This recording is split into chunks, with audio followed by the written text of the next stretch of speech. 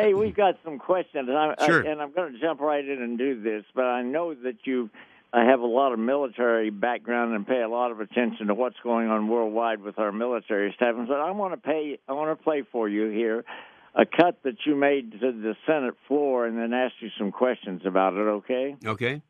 Adversaries like North Korea are developing ballistic missiles with increasing range and accuracy. It's important for us here in the Senate to communicate to the American people the credible, grave, and immediate threat that we face. Now, today, the world is more dangerous than it's ever been before. I've said so many times in the past that I look wistfully back at the days of the Cold War when things were predictable. We had two superpowers. We knew what they had, they knew what we had. And that's not that way anymore. Every time we get someone coming into our defense committee to testify, they talk about the fact that North Korea is not predictable. So we don't know what is going to happen, what they're capable of doing.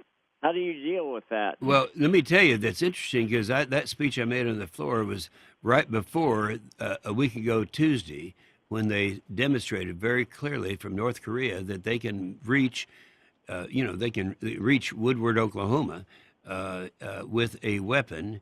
And some people say, well, we don't know how much payload it will carry. Well, that really doesn't make that much difference because we know it will reach a target in the United States.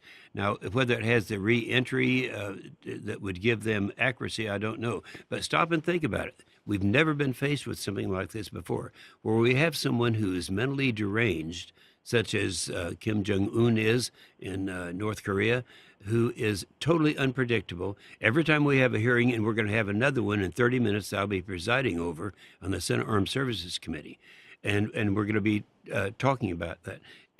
We have that threat is imminent. It is the most imminent threat that we've ever faced, and that's why I'm able to say with the conviction that we're in the most endangered position, most threatened position we've been in as a nation. Everyone who testifies, and that this will happen again this morning for our committee, they'll say that the one thing about North Korea is they're totally unpredictable. There is no consistency that you can depend on. So, well, what's the motive? What's the reason? Does he want to be world king or something? No, look, Jay Douglas, if someone is mentally deranged, he didn't have to have a reason. It's all power. He got it from his father, from his grandfather, and they're now in a position for the first time. You know, when you see the things on TV of them marching, it kind of reminds you of the early days of Hitler, and it's power, power, power. And this guy he has been testing these systems, and the last one that he tested was just less than 2 weeks ago, and it's something that is a direct threat to the United States. So you kind of waste your time saying what is his motive, other than the fact it's power and it's attention. If you look at this guy, you know he's not going to get attention any other way. At least I don't think he will. But if he blows up an atomic bomb, he doesn't have to hit the United States. He can kill 100,000 Americans right across the border. Well, yeah. Well, I mean, we have 27,000 troops in South Korea, okay. and right. So they have that threat there. Now, we're not sitting still. I mean, we have the defense authorization bill that we just did, we signed, and I think I'm not sure we talked about that, but it is now signed into law, and so we are getting out of this position we were in. General Dunford, and he's the boss, he said just a matter of weeks ago, he said that we are losing our qualitative and quantitative competitive advantage over our adversaries. Now, he's talking about Russia and China, and so they're kind of passing us up in some of these areas, which we don't want. And we're correcting that with our defense authorization bill, but we've got to redo the damage that was done during the last 8 years of the Obama administration. And we are doing it. Right now we have a hollow force. You and I are probably the only two that are listening to us now that are old enough to remember the hollow force of the late 70s after the Carter administration. Well, that's where we are today. And so we are making these changes. We're starting to build up again. Right now, of our ground in the United States Army, only a third of our ground tactical teams actually work. Only a fourth of our aviation brigades in the Army can be deployed and work. So that's where we are right now. In the Marines, they use F-18s. Of our F-18 fleet in the Marines, 62% of them don't fly. They've just been used to supply parts from others. So when you have an anti-military administration, the first thing they do is do away with maintenance because that's not so visible. Then they do away with modernization. And that's why we're getting caught up with or passed by some of our adversaries. Well, but would that be, Senator, an objective that we would want to enter into? In other words, even a limited scale nuclear war would be horrific. It'd be horrific. So, you're right. But if we have to be in a position where we are the lion and not the lamb if we're going to coexist peacefully. I understand. But if he starts these nuclear attacks, if he kills us, our retaliation is going to be enormous. No, we've got to be ready. Let's give me an example. We have 2 THAADs protecting South Korea right now. So we know if something comes over, we have the capability of knocking that down. Now, we have 44 ground-based interceptors in the United States. Now, the problem that we have is they're all located on the West Coast. The threat really is from the other side, and we're scrambling as fast as we can to get that capability on the other side. But you and I remember, and others remember reading about it, during the Reagan administration. He was so criticized. The idea of hitting a bullet with a bullet. It couldn't happen. Well, now we know it can happen, and it does happen on a regular basis. So we're not completely without a defense for something coming in. It's just scary to think that it's so much greater of a threat than we've ever had before. I wanted to ask, and I'm not sure if you've got the information on this just yet, but I was kind of playing the what-if game here not too long ago, and right before you called in, we were discussing this defector. Remember the North Korean soldier who makes this daring escape and is rescued by the South Koreans? Do we have military personnel over there talking to him, getting information? Or was he a high-ranking soldier, or was this like a private? What do we know about this guy or anything about him? Well, they are. That gets into something classified, but the effort's being made right now. Okay. Let me switch the subject just a little bit. I don't know that you sat on the committees like you do on armed services, but I'm concerned about that all of this awful FBI corruption that I just am beginning to get reports on yesterday and today. As you know, of course, I'm an ex-agent, and I belong to an association called the Ex-Agents Association. There are about 20,000 of us, and we are just embarrassed to death about the high level of corruption in the FBI. Are you on committee? No, I'm really not. What I thought you were going to be talking about was net neutrality, because I know that you're interested in that. I am going to get to net neutrality. But on the other, I'm really not. And I know you used the right word, embarrassed. And I talk to so many people that are currently there, and they're embarrassed too.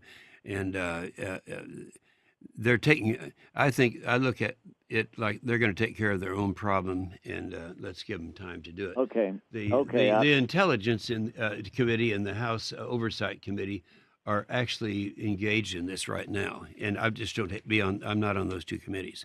Okay. Well, I was hoping someone of your integrity was on there because I would feel sure that we were going to get to the bottom of all that. But I'll tell you one person who would be the junior senator. And by the way, I'm just so James Langston. I can't tell you what a great blessing he is to me. And it's interesting because the committees he's on and I'm on are perfectly complementary, because there's not any overlap there. So we cover it all. That's an area that he's actually on the committee that's looking at that. Okay, let me talk about net neutrality, because I did tell your staff there that was something I wanted to get to. The Federal Communications Commission is currently in a quandary about what to do concerning the opening up of, I guess, various communication divisions in the United States, and whether we let that be taken up by the economy or whether the government run it. Is that how we should understand Well, that? today's the right time to ask that question because today the FCC is going to vote to repeal net neutrality, the rule, which was put in during the Obama administration. Okay, And what'd that mean? Well, it affects rural areas. Right now in the metropolitan areas, there's not a problem with having service that we have internet service and all the sophisticated things that come by every day. That's handled in the Commerce Committee. I am on the Commerce Committee, and we had just had a hearing on that, and I'm convinced that they are going to. Well, if you look at the makeup of the Conference Committee that has jurisdiction over the FCC, they're the ones who are concerned, like I am, about rural areas. And so the rural areas are the hardest hit when the FCC raises the cost of doing business to some of the owners, rules because Right. there's less incentives to expand to the hard to reach rural areas because it does cost more. But you have a chairman named Pai, Pai, who made it very clear yesterday in our committee hearing, not a committee hearing, at our lunch that we had, the conference lunch in the Republican Party, that he's going to make the right decision on that. And I think by the time we get the results of what happens today, I think that we're going to be a lot happier in our rural areas. Well, now he wants to back away from any government control over net neutrality, right? Yeah. Or that's where he stated. Are you saying that he's changed his mind? No, I'm saying that he is very sensitive to the problems that exist in rural America and is going to use his leadership to correct those problems. We, oddly enough, we're in the Communications Commission or business, have had a lot of inquiries about that. So you'd be surprised how many people out here in rural America are watching what the FCC is doing today. Well, I'm watching too. Now, don't forget we got our tax bill. That's the biggest thing today, and we haven't said anything about that. That is true. What's going to happen? Well, we're going to have it all done in terms of all the elements tomorrow. The whole world can see it. And then we're going to vote on Tuesday. Right now, most of the stuff is already done. If you look at the things that we're already aware of, we know it's going to be the 37% top individual tax rate. We're going to be able to get the lower rate. We're going to get the 21% corporate tax rate. It's all going to take place. The pass-through, that's a big thing for people like Hobby Lobby, for example, and a lot of the oil companies. It's going to be the immediate expensing for businesses. Every business who's listening to us right now would understand how meaningful that is. It's going to end the Obamacare individual mandate. It's going to and just a lot of things. Well, I'll tell you how this is a short version, since we're running out of time. A nonpartisan tax foundation is out there. No one questions that they're nonpartisan. And they have taken each state and said, well, how is this going to affect the states? And we're talking about things like doubling the child tax credit and doubling the standard deduction. But they say in Oklahoma, we will get 10,000 new jobs. And that's from the wording in the Senate tax plan, which is going to be essentially what we are going to have. And it's going to be an increase of $2,000 for the average Oklahoman in after-tax income. Now, that's a pretty big deal. It is. And when you think back what happened, and I all the details I remember from in 1981 and 1986, we ended up, as a result of taking the rates down materially, that we increased the revenue that came in. People argue and say, no, during that time, the deficit actually increased. Well, the revenue increased dramatically, but the problem is we had a liberal House and Senate that as the revenue was coming in, they spent it. And this is a totally different thing today. So those who say you can't increase revenue by reducing marginal rates are dead wrong, and we're going to prove it. So I'm very excited about it, and this is happening right now. I know. I know. Well, good. I think that we'll all be happy when this is all finished. Is there parts of that tax plan you don't like, or No, I you're think the okay? overall thing that they were able to get together, and I'm the last one to try to pick it apart, and so I think they covered it well. There are two holdouts, a couple of holdouts that will be resolved today, and the reason for that, and let me be critical of Republicans, when we only have a margin of two. And that means that any one or two Republicans can louse up a deal. That gives them a lot of power. And Yes. you noticed when we had our health care thing, because I sit right next to John McCain. That's where my seat is on the Senate floor. And nobody knew that he was going to vote against it. And of course, we lost it by one vote. And it was paraded around like that's a huge loss. Well, one person has that power. And I'll go on record now and say it's not going to happen with our vote. All right, sir. We're gonna Well, get it done on I think it's going to be Tuesday also. okay.